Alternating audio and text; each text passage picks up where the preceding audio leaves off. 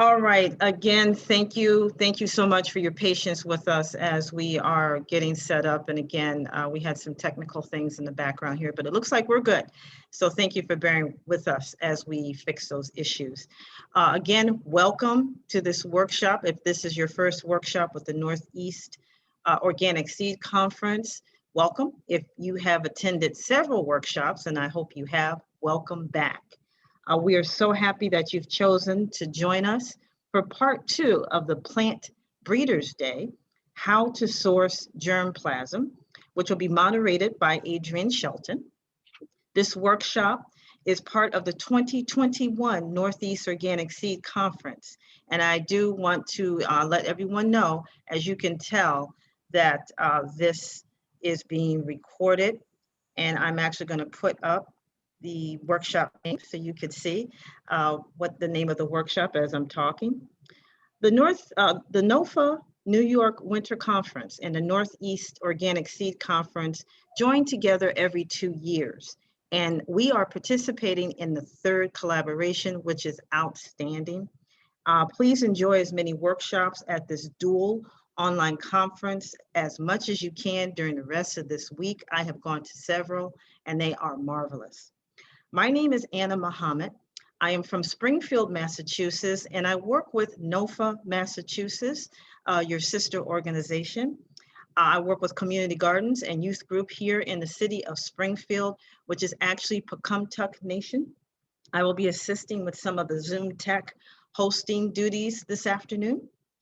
In another time, when it wasn't COVID and some of the things that are going on, we would have been traveling to a convention center or hotel. We would have met up with old friends, given each other hugs, high fives. We would have been tired from a long drive, flight, train ride, all of the above.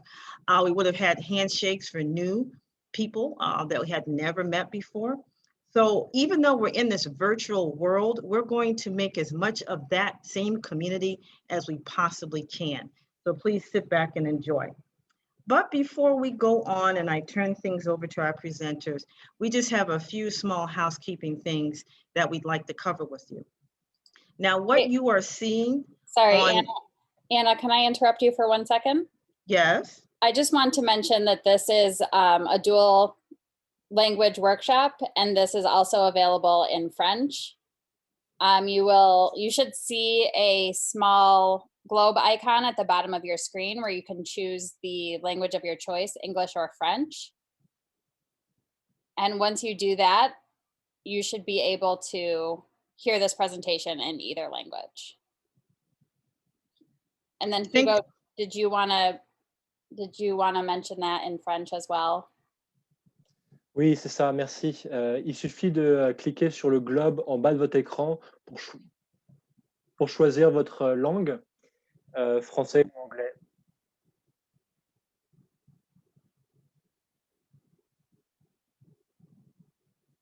Okay, are we all set, Jessica? All right, I assume I can keep going then. Yeah, sorry to interrupt you, Anna. That's quite all right. That's quite all right. Thank you for doing that. That was a good point to intersect that. So thank you for that. I appreciate it. So that was part of our housekeeping, and keeping in line with that, you're looking at our conference agreements. Now you do see this in your program book on socio. I do really encourage you to continue to look at it. We will refer to it. I'm not going to go into detail because you're looking at it here on the screen, and you can go to your program book. I'm just going to pull out the highlights. First of all, we want to be respectful. We want to respect the identities, backgrounds, and boundaries of others, be open to different perspectives and experiences, and each person will decide how they show up and what they share. One key thing, there will be times where there is a question and answer, one mic, which means one voice at a time. So you can come off mute when asked, share your question, and then put your mic back on mute so that we can hear all voices. If jargon is used, let's be understanding of each other and really spell that jargon out. Acronyms, you're going to hear a lot of acronyms being thrown around. Let's go ahead and explain those so that we are all on the same page. And then lastly, I think we've just demonstrated that we are in this world, this virtual world, and sometimes things do happen. So we ask that we be patient with one another as we work through this. And so far, I have seen nothing but patience, and I've been very grateful to you all who have participated. On the screen now, you're looking at our native land acknowledgement. We acknowledge that we are on land that was managed and inhabited before European colonization. And you heard me earlier refer to the land that I'm broadcasting from, which is Pecumtuck land. There is a website that you can use, and you'll see it here. I will put it in the chat later, so you can actually go to that, look up the area that you're currently living in, and see what indigenous family were actually there before you. Many of the tribes, they might still be there. So we want to take this time now to honor those and our First Nations people who are in the lands that we are currently living in. We can take a brief moment of silence to honor, a moment of prayer, and we can do this at this time, a few seconds.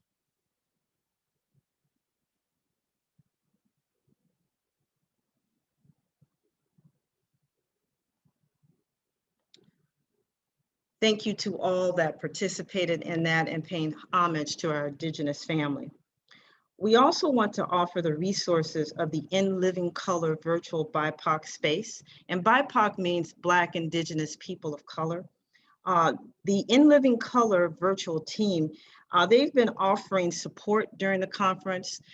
We have been very grateful for their support. The facilitators for In Living Color are Amanda David and Mandana Bushi, and they've done a wonderful job in providing that support. During the conference, we have 3 keynote speakers. Laura Lignett, who kicked off the conference on Saturday. She gave a wonderful presentation. Banu, which will be tomorrow night, and I really encourage everyone to go to that keynote. And then Brian Caldwell on Saturday, the 23rd, will wrap us up. Please visit and look at the keynotes. They bring a wealth of information, and I will tell you, as a shout out to Banu, I saw her on Saturday night, and this is a keynote you really don't want to miss. Again, some of the recordings are available too for the other workshops right in your program book. UVM note takers are available in all of the sessions. We may have some in this session, and I will ask if there are UVM note takers, if they can indicate who they are in the chat. As part of a needs assessment, notes will center on current and future priorities, opportunities, and challenges.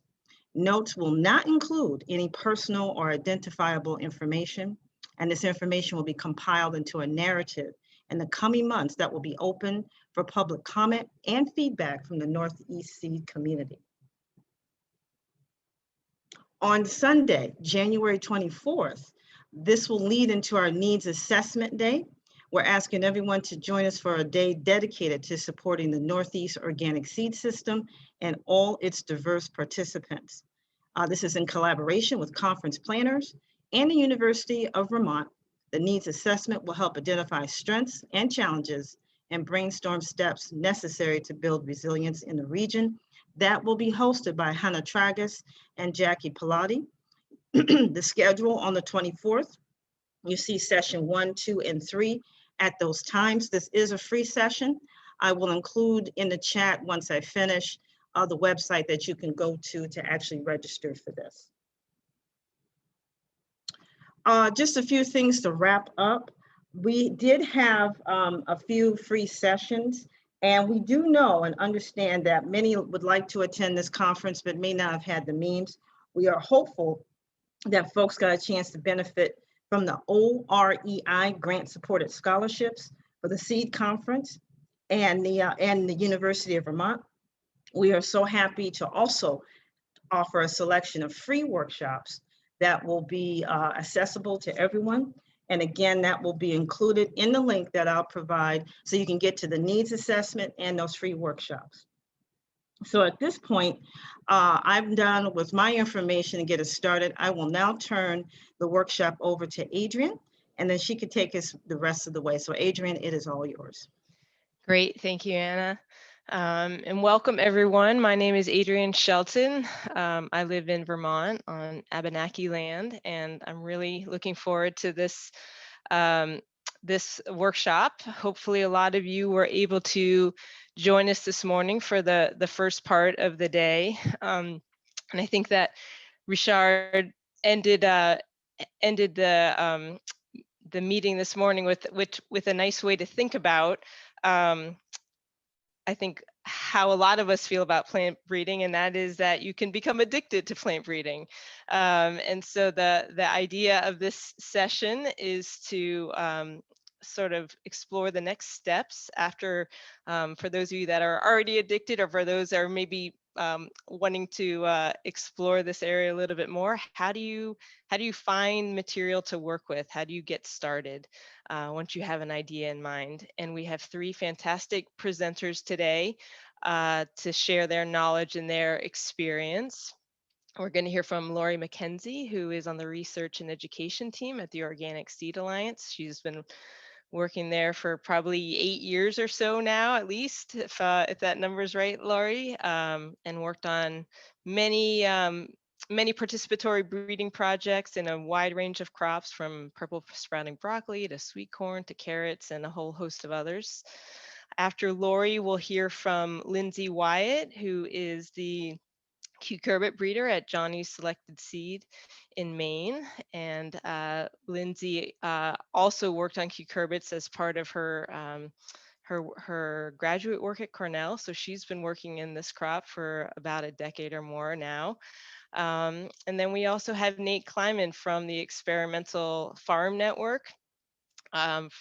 If you don't follow Nate on social media, you should. I've learned so much from Nate about unique and less well-known vegetable crops. That's been really fascinating. So I would encourage you all to follow him. And he also is one of the real motivators behind the recently formed Co-op Gardens, which has formed during the pandemic to really try to get seed out to as many people as possible to keep growing more food. So we're excited to have all of our presenters here today. The format for you all is that each presenter will talk for about 12 to 15 minutes. And then if there are some clarifying questions during their presentation, please let us know in the chat and we can answer those, hopefully answer those after each presentation. And then hopefully we'll still have time at the end for a more general discussion. So please continue to use the chat with questions or comments as we're going along.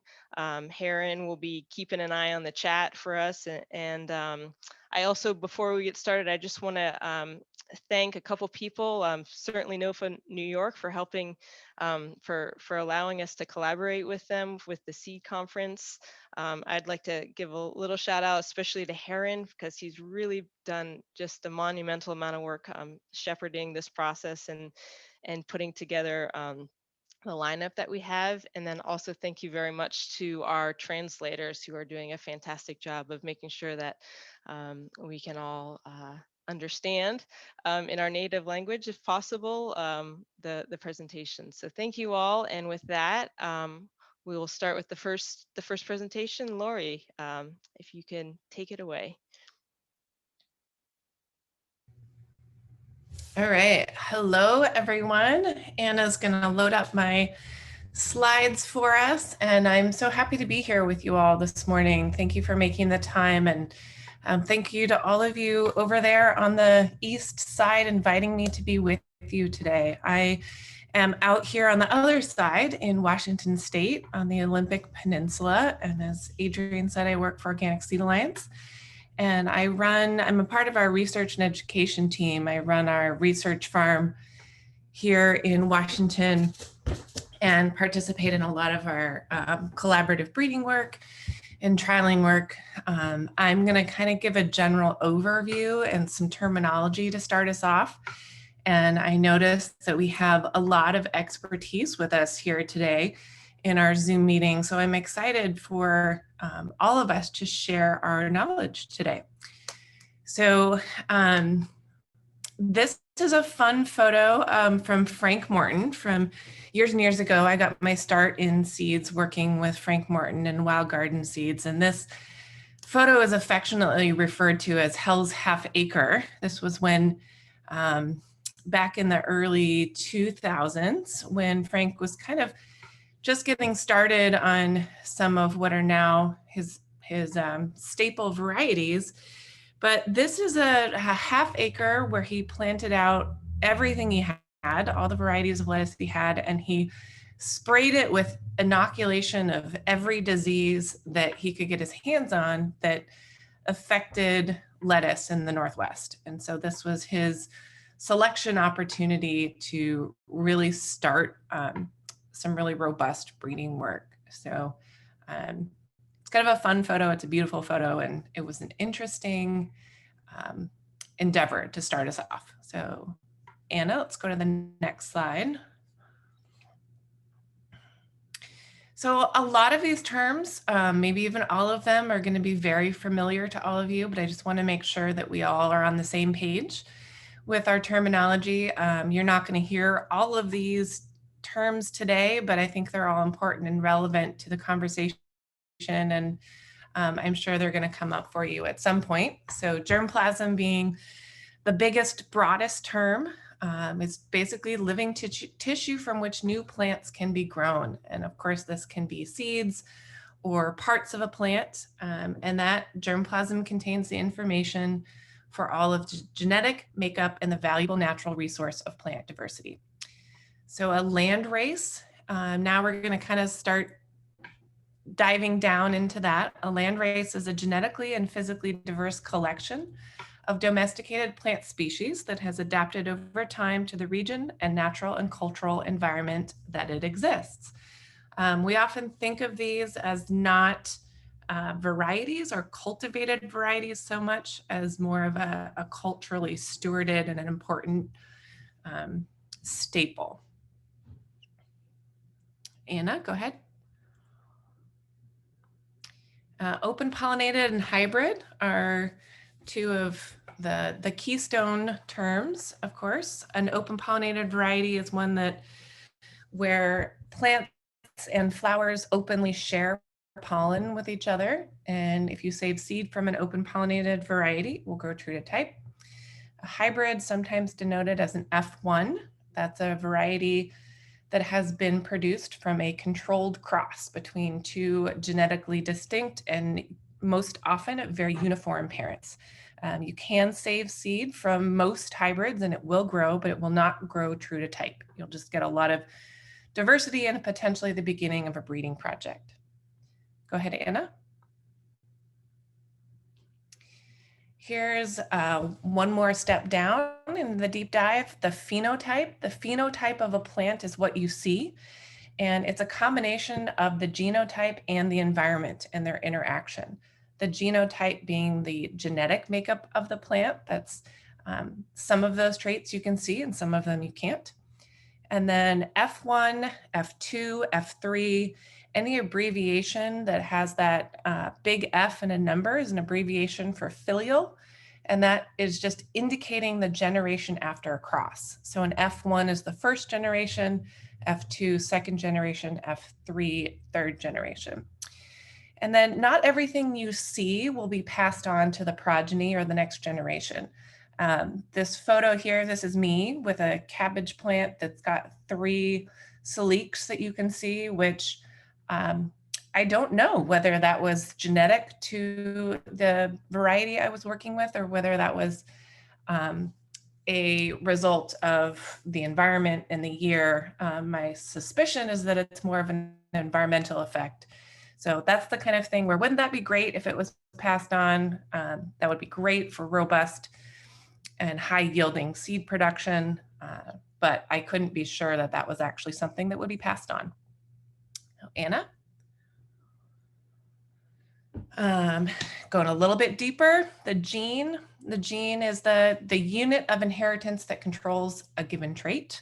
So that's the little genetic package. And genes are located at loci, and the form of a gene is an allele, and alleles can come in any number of different possibilities. Sometimes there's 1 or 2 or 3, and sometimes there's a whole lot of different alleles for a specific gene. And then the locus or loci is the physical space on the chromosome where the gene lives. Go ahead, Anna. Heterozygous, having non-identical alleles, at one or more loci. So that means that the two alleles, we're talking about a diploid here. If we have, then we'd have two copies of a gene at each location. So they would be different. You would have maybe a big T and a little t, so a dominant and a recessive. Homozygous is when they're the same. So you would have big T, or little t. And then a dominant allele, those are signified by capital letters, and those are alleles that will produce a phenotype regardless of whether you have one or two copies. And a recessive allele, these are denoted by a lowercase letter, so that'd be, in this example, small t. And that is a copy of a gene that will only produce the given phenotype if there are two copies of it at the loci. Go ahead, Anna. So let's step back and talk about how we get into plant breeding. The first thing is to choose your crop. And it's important to choose a crop that you love, that you want to make time and space for, because breeding is different than production of either vegetables and fruits or seeds. And it does kind of take up some unique space in your life and your heart and your mind. So make sure it's something that you really like and you want to spend a lot of time with. What are your goals and objectives? What do you want to do? Do you want to create something that's new and novel and you're just going to use for yourself? Do you want to be able to share it with the broader world and community? Do you want to be able to commercialize it and either sell it yourself or produce it and sell it to a larger seed company? It's important to kind of think about where you're going. That will help steer you along the way. Prioritize what's important. You always want to think about more than one trait. You kind of want to have a suite, but you want to have a suite of traits that feels doable. I would say 3 to 5 is probably a good target of thinking about what you're really going to put your energy into. Choosing your parent material, that's where we are today. We're going to talk about what are your options out there for accessing parent material? And then what the first step is, are you going to make a cross, or do you have some diverse material that you're starting with that you're just going to make selections out of? Allowing that material to just do some genetic mixing, allowing the genes to move around and recombine and kind of settle out into new combinations, and then make some selections. And then lo and behold, you'll have a new variety. It's just it's really just that simple, but there's a lot along the way. So Anna, next.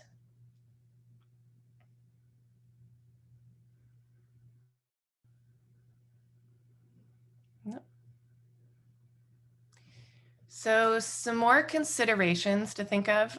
It's a really good idea to breed in the environment of intended use.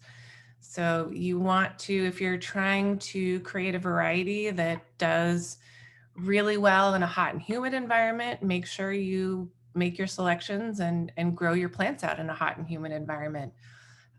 Think about the time it's going to take to do your selection and the type of evaluations that you want to do. Do you want to walk through and just look and take photos? Do you want to take notes? Do you need to flag things and write notes on flags?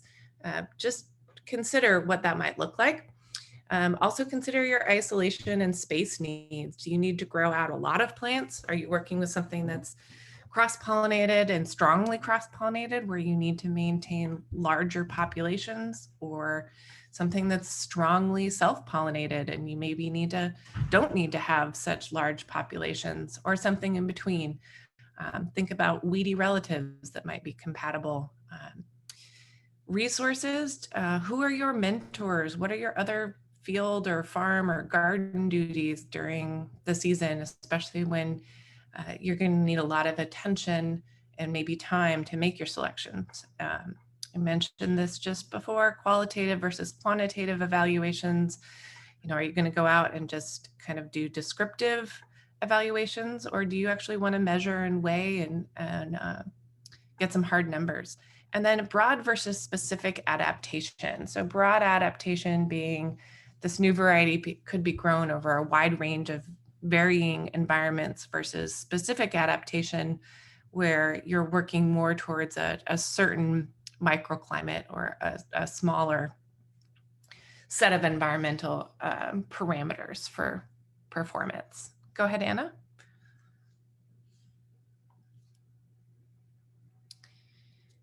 All right, we already covered a fair bit of this. Let me see. The thing I'm going to start with is right in the middle, the self-pollinated versus cross-pollinated. Self-pollinated crops being those that actually do just that. They use their own pollinate to pollinate and fertilize themselves, versus cross-pollinated crops, which need to share pollen among various plants or between flowers on the same plant. And this is on a spectrum. You know, there are plants that are very strongly self-pollinated, lettuce, peas, tomatoes, beans. There are plants that are very strongly cross-pollinated, brassicas, alliums, and then there are a lot in between. Corn is in between, peppers are in between, cucurbits are in between, things that can actually tolerate both self and cross-pollinated means of reproduction. So in thinking about those, that's going to give you a lot of information about what kind of space and what kind of population numbers you need to be working with. Can you make progress on the traits of interest? This is a key one as well. Especially if you're working with a new cross or a diverse population of material, it's not equal as to how easy it is for new traits to combine.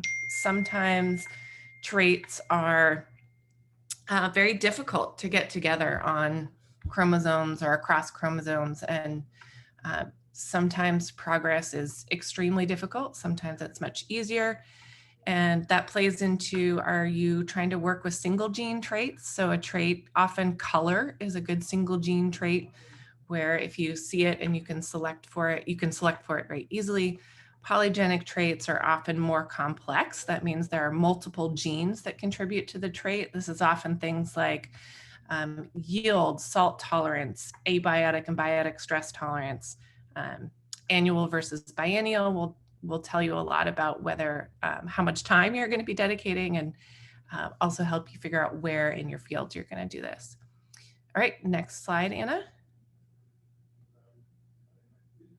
So this is a lot, but these are some of the projects that I've worked on and that we work on at OSA, and there's some really neat different stories behind all of them. So I'm going to go kind of quickly. We'll start in the upper left-hand corner with the two photos. That's myself, the second person in, and my coworker Katie holding the cabbages. And we're holding cabbages that were actually sourced from the French seed bank.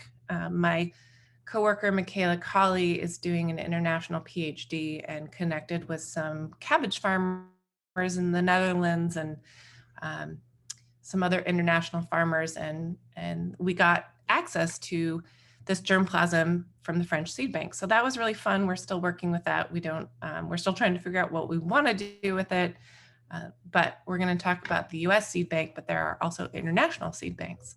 The cabbage that you see next to that is a collaborative breeding project with Nash's Organic Produce, and that is a cross project. You see us in the middle there making selections. That was from a cross of two varieties that they use at Nash's that they really like, that they wanted to combine traits of. So we're working through that. Right next to that, to the left, you see kale, young kale flowers that have been emasculated and self-pollinated. And next to it, you see the purple and yellow leaves. That's because we're trying to get rid of that green. The green is a recessive trait. And so we did some self-pollinating to figure out if we could pull those out. Below that, you see spinach. That was a breeding project from a bunch of old market standard spinach varieties. That's Abundant Bloomsdale. We've done sweet corn breeding with Bill Tracy at the University of Wisconsin-Madison. So sourcing that material from a public breeding program. There you see Katie again and Sam with tomatoes. That's a project that called Tommy, Tomato Organic Management. I always forget what the I stands for. Where we're doing breeding for disease resistance combined with flavor. Purple sprouting broccoli up there at the top, that material was sourced from a trial, and literally the plants that survived well in the trial were dug up and kept for seed production. And then you see the carrots. That's a project we work on with Dr. Phil Simon at the University of Wisconsin-Madison. So again, sourcing material from a public university plant breeder. I think that's, oh no, 2 more quick slides and we're running out of time. So I'm just gonna do these real quick. So Anna, let's go to the next slide. Oh goodness, you really cannot see that. I'm so sorry that didn't come through. You can find this slide on our website, which is seedalliance.org. And this is a great resource for information about intellectual property rights and what the different kinds of intellectual property are and how they're used and how restrictive they are. So that we'll talk more about that, but let's no slide, Anna.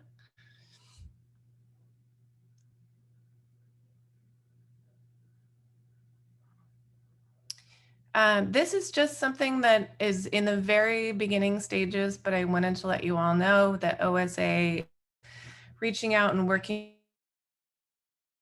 what will be called the Plant Repository. And this is an online that will be available to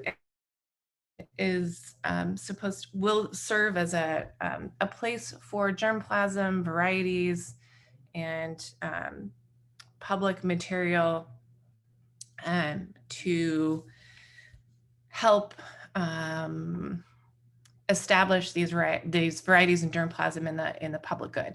So if you want to learn more about this, follow our Seed Patent Watch, which you see up here in the right-hand corner. You can find that on our website at seedalliance.org, and you can get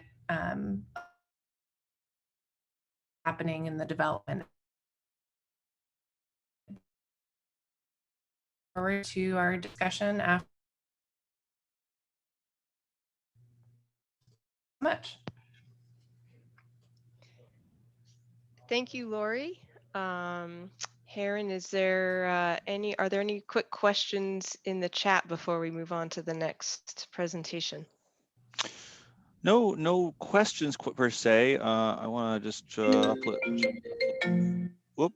uplift Madeline Therese Helpert's comment, which is basically thinking about another word beyond superior or choicing, thinking about preferred, because it's basically human perspectives or human preferences that are determining or choosing what we each think is better or best or preferred. So just some thoughts about like the words we use around, for selection. I wonder, Laurie, if how that your language may have evolved over time, and how you're sort of seeing those things at OSA, how we're working through some of this language use together. Yeah, absolutely. Thank you for that, Maddie. I appreciate that calling in. We at OSA are also engaged in discussions about language in general around breeding and seed production and sort of decolonizing and finding more inclusive ways to describe and talk about plants and our work and evolution with plants. So I appreciate that, because I think superior is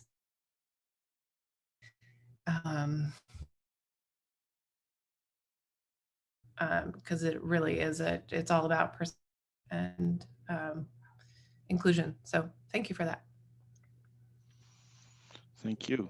It looks to me like the chat's pretty clean at the moment, so let's proceed. Great. Okay, thank you. So next up is Lindsay. So it's all yours, Lindsay. Thanks, Adrienne, and thank you, Anna, for handling the slides. I'm going to go ahead and turn my video off for the sake of bandwidth, but hello, this is what I look like. So it is my pleasure to be here with you today, talking about, along with Laurie and Nate, about how to source germplasm. So I'm going to focus on the opportunities of sourcing germplasm from commercial varieties and public sector material. So next slide. So I guess just before I launch in, Laurie made some really good points about how to start a breeding project, But when you narrow into how to start selecting germplasm, of course, the main thing to center those decisions around are what are the traits that you want in your finished variety? What is your goal? So I guess the example I always use, since I'm a squash person, is, if you have a squash that's high yielding and tastes good, but it might not have the right disease resistance you're interested in, you could find one squash, that original squash that's high yielding and tastes good, and then find a source of that disease resistance and cross those together. And with the goal of combining all three of those traits in one final variety. So it's really as simple as that, finding the traits that you want for your final product. And hopefully that'll only be in 2 varieties, but if you need more than 2, you can mix them all together in different ways to get a source for the beginning of your breeding project. So the first source I'm going to talk about for those varieties and that germplasm is commercial varieties. So this is a really easy source of germplasm. Of course, there are a huge number of commercially available varieties of all sorts of crop species. So this is anything that you can buy in a seed catalog from a seed company. So that makes it a really rich source of genetic diversity. So if you can imagine, all of the different colors of tomatoes that are out there and shapes and sizes, and different flavor profiles, you have a big palette to choose from of traits to work with. The other good thing about commercial varieties is that they are generally well adapted. So they are often, especially newer varieties, high yielding. They'll have some good disease resistances in them and just have all of those agronomic traits that make them easy to grow, such as good weed competition, for example. And this can be really helpful because if you were to look for sources of traits only in less adapted material, like maybe some land races or wild relatives, it might be pretty frustrating trying to end up with a final product that has those traits, such as high yield and just growing well in a cultivated system. So it can be really useful to have at least one of your parents be a commercial variety with those traits. Oh, there we are. Laurie did a great job explaining the difference between open pollinated varieties, or OPs, and hybrids. And these both bring different things to a breeding project. So open pollinated varieties are a really straightforward source of desired traits. And that is because they're true breeding. So you know that that's what they're going to provide, is you can see their genetics really easily by growing them. Hybrid varieties, like Laurie said, are going to segregate. They are not going to breed true to type, but when they do segregate, they still have all of those good genetics that the hybrid displays. So it can be a really great start for a selection project. If you save seed from a hybrid, then the very next generation is already diverse and segregating, and you can start to select for the combinations you're looking for. Next slide. Now, there are some considerations to use when using commercial varieties in your breeding work. A really important one is to consider the IP, or intellectual property status, of the varieties. There are some varieties that have plant patents and utility patents, and those you are not permitted to breed with. And also there can be other IP restrictions, such as bag tags, which is language on the actual seed packet that says that breeding is not permitted with those seeds. So just be careful about that and do some research. And the other thing to keep in mind when using commercial varieties is to be respectful. So this is someone else's work that you're using. So, it's great to keep building on the work of others to make new and improve things. But we want to use these other varieties as an input to create something new. So don't try to just replicate the variety. And it's explicitly not permitted if the variety that you're using has a PVP. You can learn more about that on that slide that's linked in the chat that Laurie mentioned. But that means it can't be essentially derived or very similar to that original variety with just a little bit changed, such as one trait added. Next slide. Another great source of germplasm is public sector material. So I'm going to talk about material from university breeding programs and USDA breeding programs. And then Nate is going to discuss germplasm collections and gene banks. So from public sector material, again, there's kind of different types of germplasm you can get. So you can get finished lines that are true breeding. So this is kind of analogous to the OP varieties we talked about. Or you can get segregating populations where perhaps the university breeder has done the first few generations of a breeding project, but then can hand it off to you as a work in progress. And that's really fun because then you can do that adaptation to your own environment and your system. And as far as I know, the best way to find out what public sector breeders have available is to contact them. You can also sometimes see more information on their website or look for germplasm release publications. Next slide.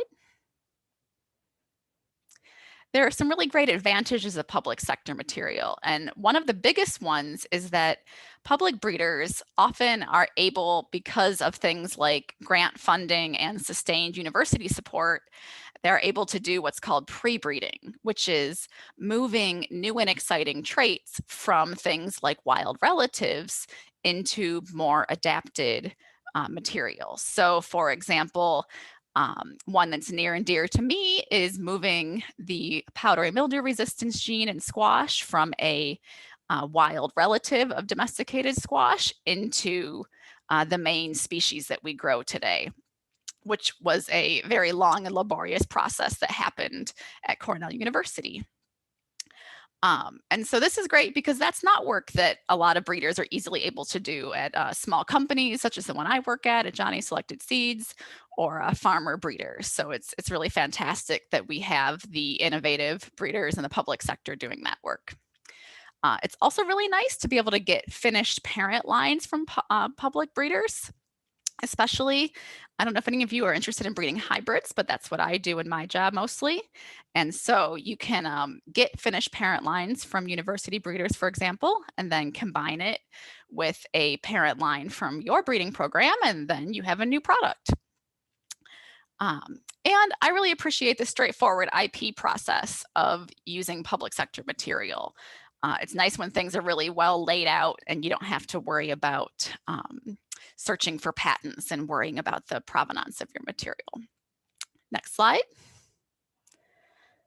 So what are those IP considerations? So for university material, you'll generally need a material transfer agreement or a MTA to get material from a university breeder. That's something that they will write up and then send to you to sign. And that just defines how you are allowed to breed with it or trial it.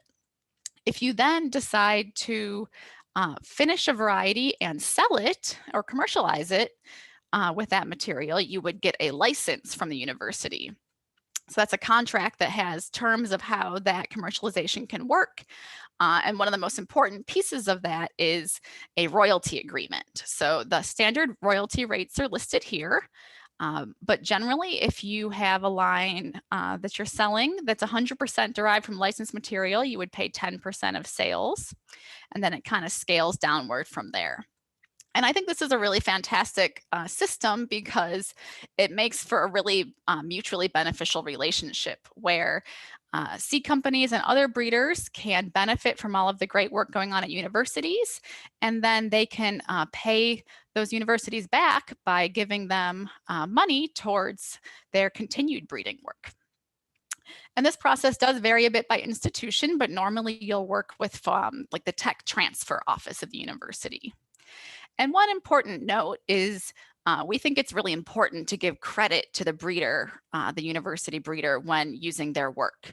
And this allows the breeders to get that publicity and the recognition of all the hard work that they're doing. Next slide. I have never personally used USDA material, but my understanding is that it's often released as public domain without IP protection, which is great. Sometimes there can be restrictions such as plant patents on asexually propagated material.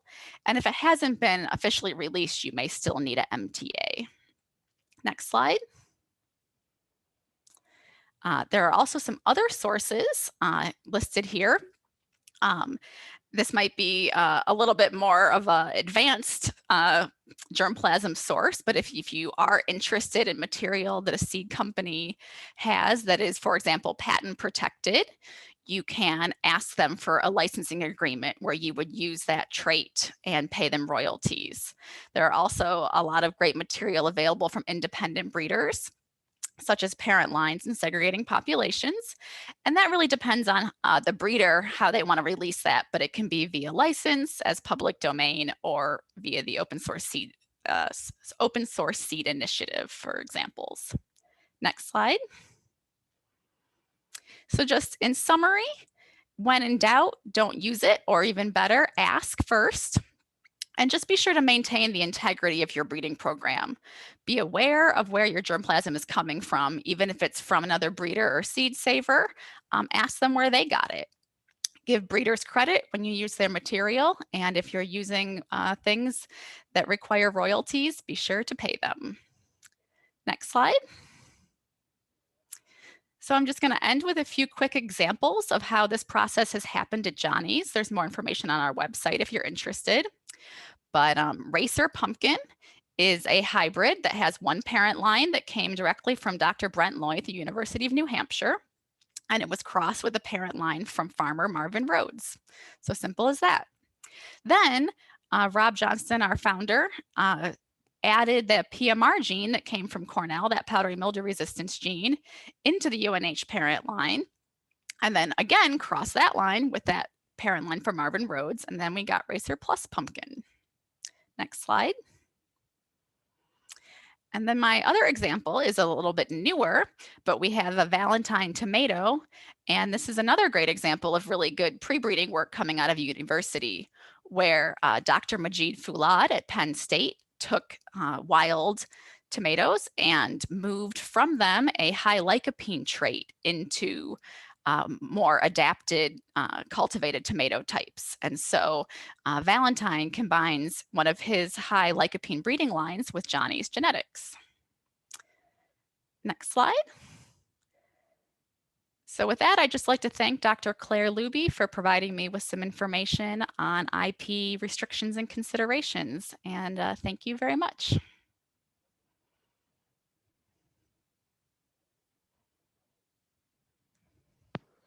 Thank you, Lindsay. You were perfectly timed. I was just sending you a note to say to wrap it up, so thank you. Heron, any questions for Lindsay?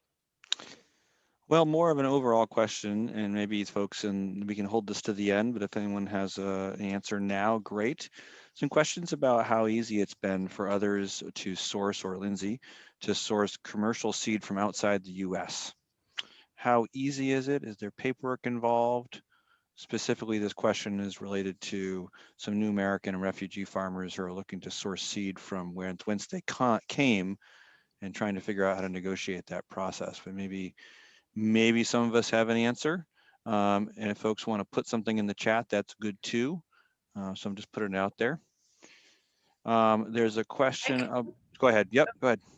I can chime in just really quickly. It's definitely more, in my experience, it takes more time. So you want to allow that in your time frame for planting. And also it's really important to be aware if you have any important or quarantine diseases. Where I am, we have a quarantine for blackleg and brassicas. And so when we were getting our cabbage seed from France, we were getting small enough amounts that we didn't have enough seed to actually get it tested. And so we had to go through our state, Washington State Department of Agriculture, and they have to come out 4 times a year and inspect our site. And we hot water treated all of our seeds before we planted them. So just being particularly aware if there are any seed-borne diseases of issue in your environment and where you're farming. And I was just going to chime in too. There is something called a small lots of seed import license that you can get from the USDA. It requires you to be in that other country, I believe, and then send the seed. You have to send the seed back to a plant health station here in the US. But that's one way that's also possible, and it's a minimal cost.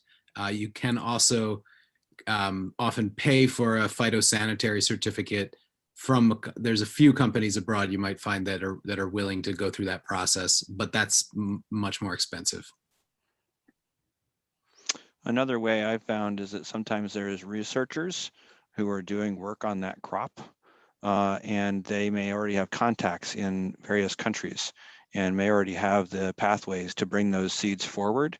So reaching out to folks that you know might be doing research on something like eggplant, who might be already doing that work and could basically find a way to get small lots, as Nate said, coming back to you. So it's definitely a little bit of a dance, but it's really about reaching out to folks and creating a network of understanding.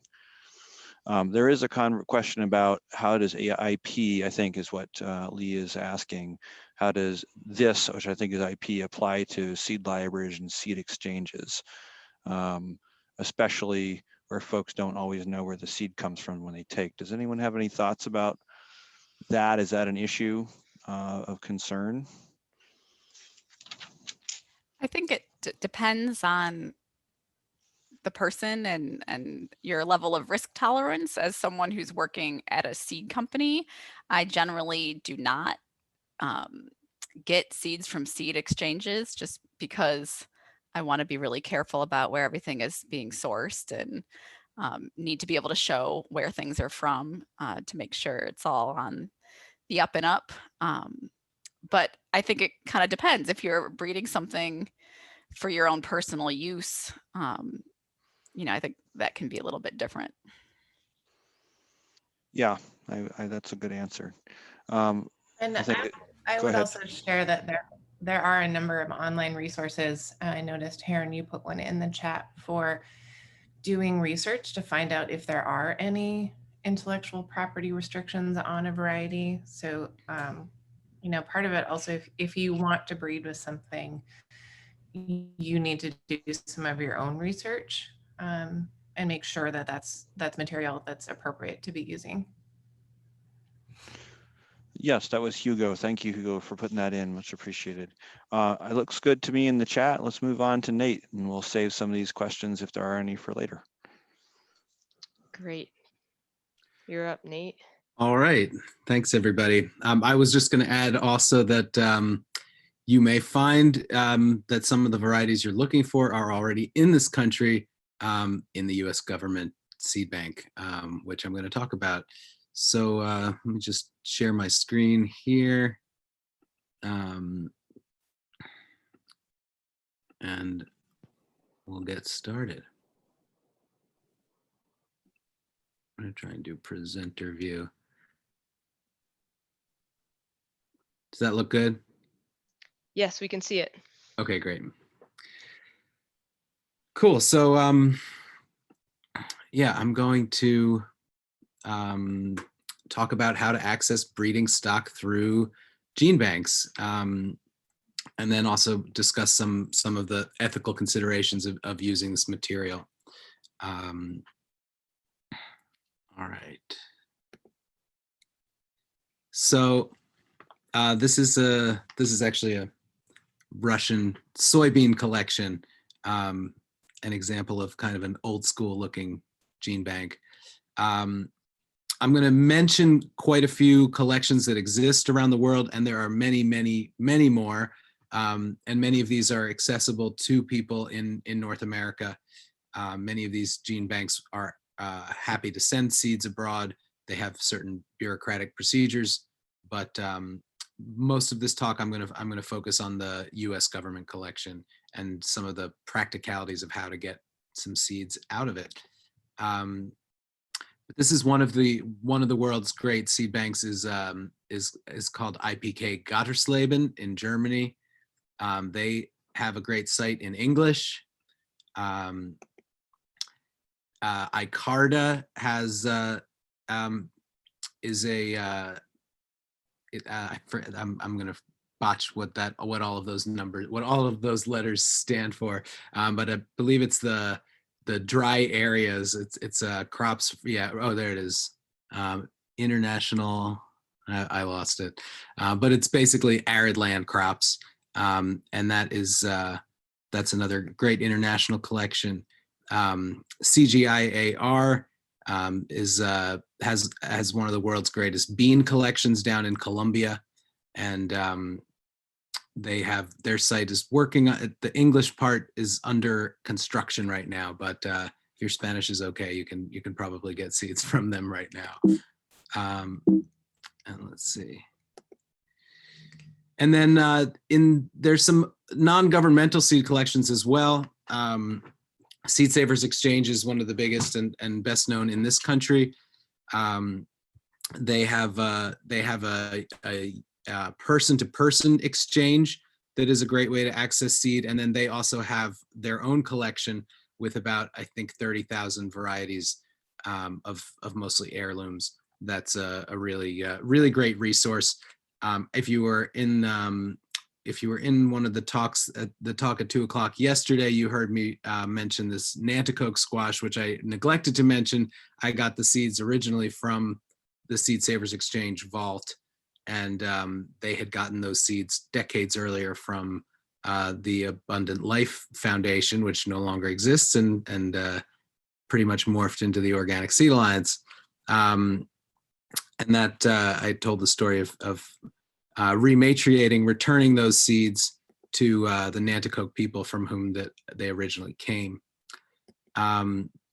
There's a wonderful Swiss seed saving organization called Arkanoa that it's also sometimes possible to get seeds from, especially if you know somebody in Europe. But again, there are lots of considerations when getting seeds internationally, but using those international collections is often one of the best ways to do it because they do it above board. Another one in the US is the ECHO Global Seed Bank, which is based down in Florida. And they, in particular, they send seeds out to development workers specifically for use in other countries. But like I said, I'm going to mainly focus today on the US government National Plant Germplasm System. There are stations around the country. This map, I think, is current. There were more, but budget cuts have closed many of the stations around the country through the years. And each of these stations focuses on preserving different crops. The NPGS has over 500,000 accessions. That's individual varieties, individual collections in the broader collection, 546,000 to be precise. And they represent over 14,000 different species. So, you know, we're used to consuming only maybe 80, 100 different species of vegetables and grains, but there are many, many more out there that are useful. It's not just food plants, but fiber crops, medicinal plants, industrial crops of all kinds. And this, the National Plant Germplasm System can be accessed through this website called GRIN, the Germplasm Resources Information Network.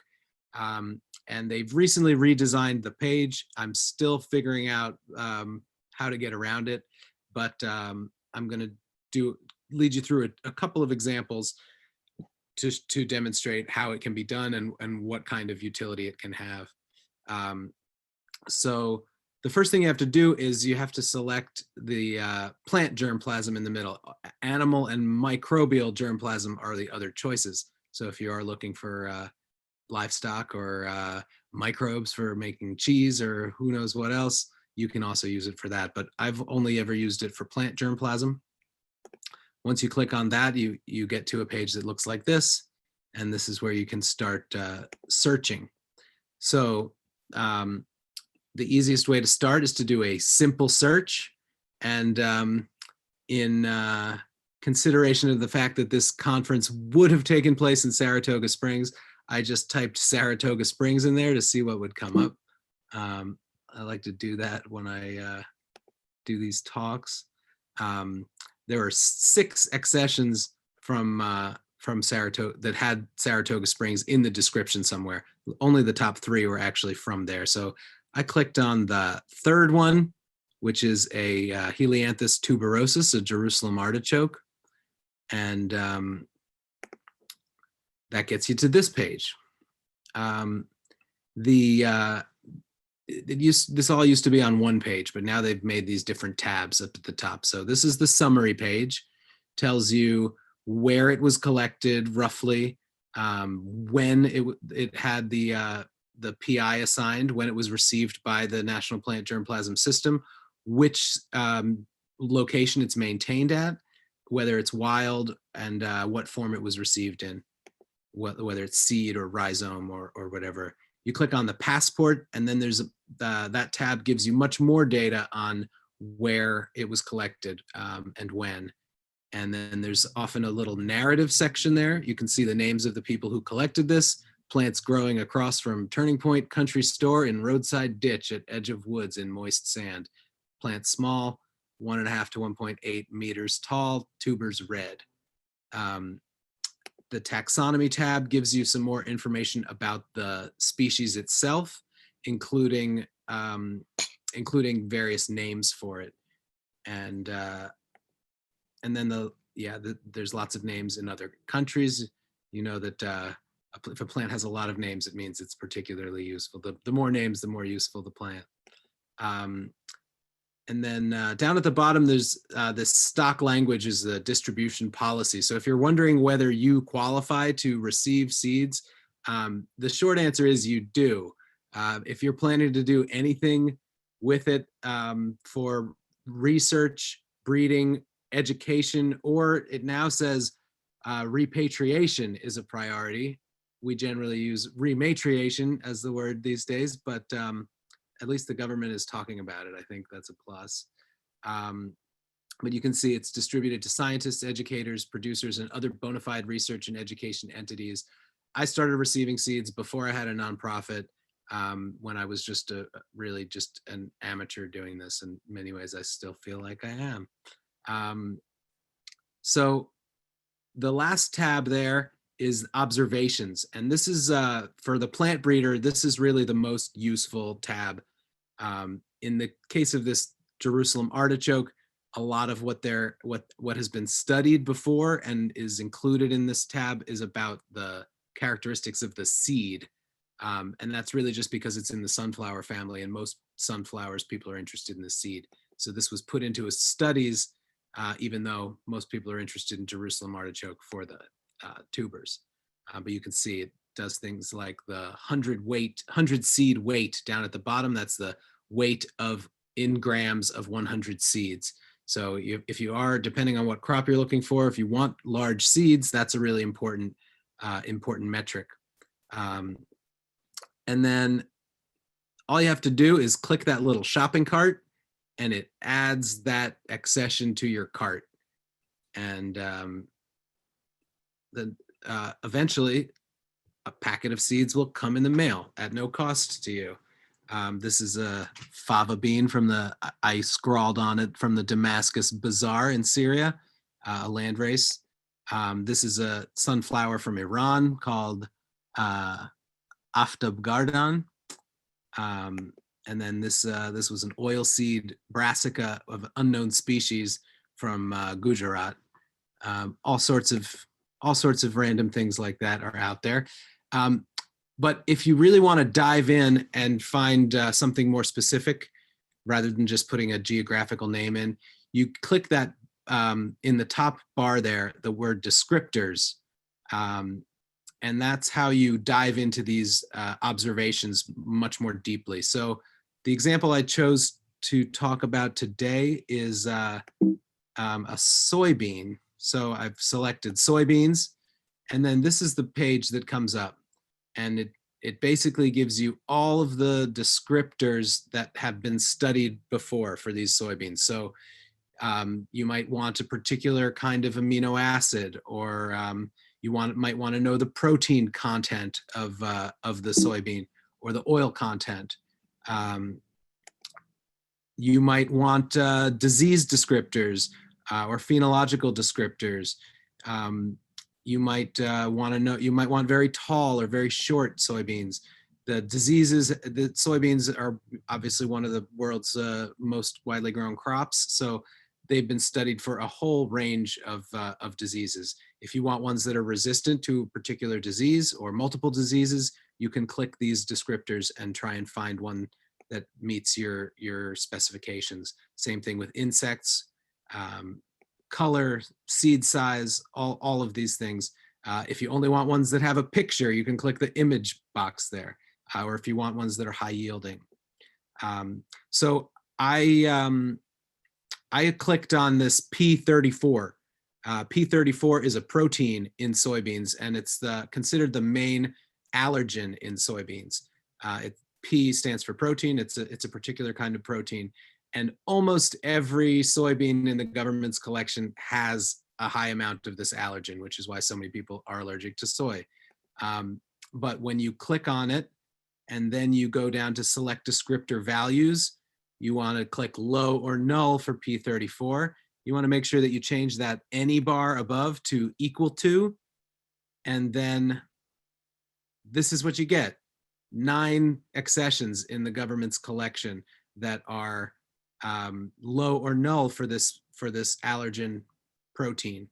I clicked on the first one there. It was collected in Kumamoto, Japan in the 70s. This is a wild soybean. It's not the same species as the domesticated soybeans. It's the wild progenitor of soybeans. And you can see a picture there. It's a nice black soybean. They are edible. They can be crossed with regular soybeans. So you might get a bunch of these, cross them with a commercial soybean, and try and develop a hypoallergenic soybean. People are doing this. So there I typed the taxonomy. You can see this is reseeding soybean or wild soybean. And then this is some more of the details and the observations about it. You can see a lot of this requires you to do some digging if you're not a soybean expert, but Google is your friend when you're doing this work. So I clicked that accession added. I clicked the shopping cart and got this, added it to my cart again. So then I have these 2 things in the cart. You just click that checkout button at the bottom. They ask for some information about who you are and what you are planning to use it for, and they will send it to you. So I've gotten a whole bunch of things from the government through the years. This is a squash called Yami, and one year, a few years ago, we had an accidental cross with that Nanticoke, and when I planted them out thinking it was the Yami squash, I ended up with ones that were all shaped like Nanticoke. They were very uniform, so that was an accidental F1 hybrid, and we decided we would sell the seeds for the F2 to see if people could breed something interesting out of this. It's a beautiful, tasty squash, at least the F1. This is a perennial sorghum line that the government has. I actually got this through Adaptive Seeds, but breeding climate change mitigating perennial crops is what my nonprofit is mainly focused on. And so we've also gotten a bunch of annual sorghums from the government. You can get asparagus seeds from particular cultivars. Every seed is unique, so you can start breeding right away by just planting those seeds. This is a pumpkin from Moldova that has very thin seed shells. They're not really shells at all. This is a chipilín, is a Latin American legume that's used for the greens. Jack bean, another Latin American plant used primarily as a nitrogen fixing companion plant. A lot of perennial plants are in there. This is Tartar bread plant, is a brassica. It's close relative to sea kale. This is a strawberry that apparently has anti-cancer capabilities. You can get live plants too. They send you those strawberry plants. They send you cloves of garlic, cuttings of things like white currants or jojoba, which I discovered years ago in digging around that jojoba is considered a this economic uses tab is great, is a potential as petroleum substitute, which most people don't know. Here's a beet relative that's a perennial. They have a lot of crop wild relatives. My time is swiftly running out, so I'm just going to blast through the last bit of this. But there's lots and lots of wild crop wild relatives on there that are really useful for breeding stock. And there's a huge need. This map shows places where there's a lack of germplasm in the wild in collections around the world. Things like this wild relatives of watermelons. And then the last bit here, this is a Syrian watermelon from Homs. This is a Syrian pepper from Aleppo. Another, this is a tomato also from Homs. And, you know, a lot of this work, you're dealing with plants that come from somebody else's culture. And so there are a lot of ethical considerations when you're working with these plants, if you're breeding with them or if you're planning to sell them or whatever you're doing with them. And one of the ways that one of the things that we do that we think is important is to try and get these plants back to the communities where they came from, especially when we know that those communities are under threat in various ways. So we're able to get some seeds to Syrian refugees in a refugee camp in Lebanon, and they were very pleased to be growing particularly that tomato. This is from Kandahar, Afghanistan, an okra. We've gotten some seeds from Palestine that we were able to return to the Palestine Heirloom Seed Library. This is Vivian who runs that. And then there's some plants like this melon from the Maldives that, you know, the Maldives are threatened by sea level rise, and it's very likely that people aren't going to be living there on this island where that melon came from in 50 years. And then this is me with a sorghum from South Sudan. That's my friend Simon looking at some of the sorghum that had been eaten by some fall armyworms. He's laughing at how terrible that sorghum looked. But this coral sorghum is one of our favorite crops, and one of the things that we've introduced that we got out of the government collection that's become popular in this country. But the people who developed it, the Shuluk people in South Sudan, no longer live in their community because they've been displaced by civil war there. So in some cases, you know, it's not really possible to rematriate a crop like that, but you know, we feel like it's important to be maintaining these things here and hopefully be able to return them at some point in the future. But I hope that you'll think about where your seeds come from and think about the communities where these came from. This is all wrapped up in imperialism and colonialism and capitalism. And you know, these are not just commodities, but these are living beings and cultural artifacts. And that's pretty much it. If you'd like to get in touch with me, there's my info. And sorry I went over there, but thanks very much. 81 slides. Thank you, Nate. That was really informative. So thanks for taking the time to walk us through step by step. Heron, I see lots of activity in the chat. So yeah, lots of resource sharing, lots of sharing going on there. People, please make sure you save the chat. But probably the only question beyond some wonderful resources is, are those filtering attributes or the filtering functions on the GRIN site, is that universal, or is it every soybean that has those sort of traits sortable by, or is it just sort of whichever ones they have the information for? Yeah, it's only for ones that have been studied. And in some crops, you'll find almost everything in the collection has been studied. In some crops, you'll find very few have been studied. And some have never been studied at all. And often even you'll find there have been multiple studies that have found different results. So sometimes you'll find conflicting observations, but it's still a very useful place to start. You can also, here at OSA, we did a dry corn trial looking for varieties that are similar to some of our local Oaxacan immigrant farmers. And we called the woman who was in charge of curating the dry corn collection in Iowa at the Iowa station, and she actually helped walk us through the online options and what was available and how to sort for what was most appropriate for our trial in our region. So you can also call the collection curators. More difficult with international collections, but that can be an option too. That's really helpful. I also wanted to add, I see this message from Rebecca here. Sometimes some of the collections, when you send a large request with multiple accessions, it goes to different, it goes to all the different stations where something you've requested is from.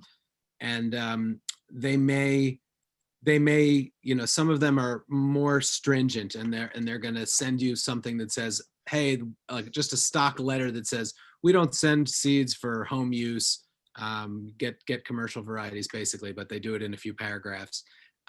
But if you send something back that's polite and says what you're planning to use it for, they will generally send you the seeds. So don't let that first form letter be too much of a deterrent. I think, in fact, it's been meant as a little bit of a, you know, road, whatever, a speed bump to make sure you're legit. Yeah. And I will just respond to the question about the MTAs. Gattersplaven also has like a version of an MTA, which is basically just saying you're not going to patent this or you're not going to whatever. There's the International Vegetable Center, I believe. I can't remember what the acronym for it is, and they have a similar, you know, sort of thing. And so whether or not that's compatible explicitly with Aussie's language or not, it's really Aussie's problem. You know, everybody's trying to do the same thing, which is try to make sure these resources remain available and not locked up. So, you know, most of the time folks, as Nate said, are willing to share, particularly if you're willing to email them directly. There's curators or folks that are involved and explain where you're at with what you're doing. And they've always responded to me, even when I wasn't working at a seed company. Yeah, I just got an email today that from UPS that they're sending me. I've got some true potato seeds coming from Grin. But I also wanted to highlight what Craig said in the chat, that you know, this is not a foolproof system. The government is preserving 500,000 different things, and they don't always get it right. So you may sometimes get things that are mislabeled, or things that have been crossed and have not been maintained properly, and that happens. But it's not. It's far from the majority of things. Most of the things that I've gotten through there have been of quite high quality and utility. And each gene bank too sends different sends the seeds in different packages. I had the pictures there. The ones that come from Ames, Iowa generally have the most information on them. I really like those. They tell you the last time the seed was tested, was germination tested, how many seeds were normal, how many were dormant, and that's some really useful information to have. I did get one that actually I showed it briefly there, this garden cress from Afghanistan. It arrived with, it said it hadn't been tested since 1991. And so when we planted out those, you know, a couple hundred seeds, we got 7 to germinate. And I think it just highlights how strapped the system is for funding. There are things in there that get lost every year, that the seed that they have dies. So I think it's really important to be getting this seed out of the gene banks and into use. You know, it's not useful, especially with our changing climate, to have all these things locked up in a freezer when they really need to be out there getting adapted to this world. You have a question. Do they inform you what year the seeds were last grown out, or how old those seeds are that you're getting? Yeah, well, they do from Ames. The other places don't generally do that. No. Okay. So folks, unfortunately, we have about literally a hard stop we have to make at 3:30ish. So if folks have either questions directly into the chat, or if you'd like to use the raise hand function, which is usually in your reactions tool, or *9 if you're on a phone, we'd love to have additional questions for Laurie, Lindsay, or Nate. please take advantage of these great folks while they're with us. I have a question for the three presenters while the other participants are thinking about other questions. One of the things that was really evident, I think, in the presentation this morning, when Solveig and Richard and Michael were talking about their breeding projects, and then also what you guys have touched upon today is just how there's all different things that come out when you start a breeding project, often not what you maybe went into it intending. And I'm just curious from your three perspectives, especially where you sort of sit within our seed community, what do you think about as far as your initial breeding goals, with all these different possibilities of sourcing germplasm? How do you even know where to start? I'll start. A great place to start is a trial, or some sort of, growing out different options on your farm and looking at how things perform and what works well. And especially if you're going to try making a cross, you need things that nick. If you have really different maturities and you're trying to get something to nick at the same time, you may need to shift planting dates, and it may take a little while to figure that out. Another thing I learned when I first sort of got into the professional breeding world was you start out with these goals and ideas of how you think it's going to go and where you think you're going to end up. And that changes along the way. And that's a good thing. And that it's been described to me that breeding is more like steering a ship in the river and trying to stay between the banks rather than trying to pick out a specific route. And you want to be open to new possibilities as they arise throughout your project. So that's kind of a not concrete answer, but yeah, it also gave me freedom in realizing that if I didn't meet the exact goals I'd set out to meet, that was okay. And that something else can arise that is actually better or more appropriate or more exciting. And this is my next generation. It's my little F1 who has joined us for the end of this meeting. Thanks, Laurie. Lindsay or Nate, do you have anything to add? I think my experiences have been similar to Laurie, where you never know what you're going to get when you start combining things. So I think the suggestion for a trial is really awesome. And also just combining things in crosses and seeing what you get. I would say at least a third of my current breeding projects at Johnny's are things that we didn't start out with the goal of working on, but found as we were working on other goals and said, well, this is cool. I think we should pursue this, which, yeah, makes things really fun. Plants will surprise you in all the new things you can get when you start shuffling their genes around. Yeah, I pretty much agree completely. I think, for me, the key to plant breeding is just observation. If you're paying attention, you're gonna find interesting things out there. And so I am not a trained plant breeder. I'm self-taught and still learning, and taught by wonderful people like these at conferences like this one. So it's it's something that if you're paying attention, you're gonna notice interesting things. And if you're growing a lot of different things and getting interesting germplasm from different sources, you're gonna find fun things happening. And if you're saving your own seed, even if you're doing your best to keep things pure, you're gonna find that you fail sometimes, and sometimes those failures can turn into something really interesting. Nate, there's a question in the chat for you. I don't know if you want to take a look at that. Sure. While Nate's reading that, I was going to say I'm happy to put my email in the chat, or for Karen and Adrienne for you to share it if anyone has any follow-up questions or wants to contact about anything. I'm happy to share and be contacted. Cool. We'll put that in there for you. you look like you get your hands full. Just in case everybody, before Nate answers, questions about where this is going to be available. Usually within about 6 or 8 hours of one of these sessions, it's posted as a recording on the Socio app. But hopefully within about 30 days, all the material that we've generated in the seed conference will be available for posting on various different places, such as if Experimental Farm Network wanted to post these things, or if OSA wanted to post these things. So we're going to hope that when we all kind of get a notification about this stuff, that NOFA New York will be also letting you know all the awesome places that the seed stuff is available. So just so you know, even if you don't see it this week, you'll see it in about 30 days. Nate, sorry, go ahead.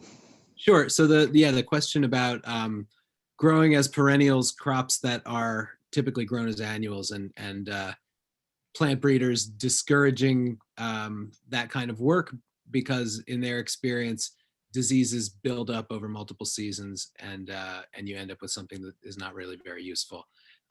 I've experienced the same thing of people telling me that, but so far I haven't seen that be a huge problem in the things that I've worked with. I think, there are so many perennial plants that are great as that are useful as crops because they are they are naturally a perennial. But then there's things like these perennial kales that we're selling seed from Chris Homanix. He's been breeding these for years. He's got such an amazing stock of genetics behind that he hasn't noticed that there's huge problems with disease. If you grow a large enough population, if you're not just growing a few plants, you're going to find plants that have resistances to those common diseases that you might expect to build up in a population. So, Chris has beautiful, wonderful plants that he's been growing for many years of this perennial kale population. And, it's definitely something to think about, but even something like perennial grains that are, that are becoming, that there's a lot more attention on them now with the Land Institute releasing Kernza over the last few years. They're working on a number of perennials. And then, like I said, we're working on this perennial sorghum. There are advantages to growing something like that, even if there are diseases that might build up over a few years. You may only get 3 or 4 or 5 years out of a field of perennial grains before you have to till it. But that's still a net positive by not having to till for 5 years. And if you save your seed and replant it, there's sometimes a short-lived perennial is maybe the best we're going to hope for now. But that's still a huge advantage to annual tillage, erosion, carbon loss, and all of that. Adrienne, do you want to? Thank you, folks. I'm going to hand it over to Adrienne to wish us goodbye, and we have to put it to bed. Yeah, sorry we have to end it so abruptly. We are at our time limit, but hopefully most of you will be able to join us in just a short 27 minutes for our final session for today's track, where we'll be talking about what to do with your new exciting variety that you've bred. So please, take a break and then jump back on to join us for that last talk. I want to really thank our 3 presenters today, Laurie, Lindsay, and Nate. Thank you, Anna, for keeping us on track with the slides. And thank you also again to our translators for translating the presentations for everyone. See you soon. Thank you. Be well. Yep, and folks, just so you know, you can't just stay on. It's not like the movie theater is just closing for a moment. It's actually a different Zoom meeting, so you got to log off and then log on to the other one. So we'll see you on the other side. Bring your popcorn. We've got Craig, Petra, and Jason ready to roll. We'll see you soon. Take care. Everybody. Thanks, everyone. Save the chat. Thank you. Okay. Take care, everybody. Thank you all. That was amazing. I'm so happy.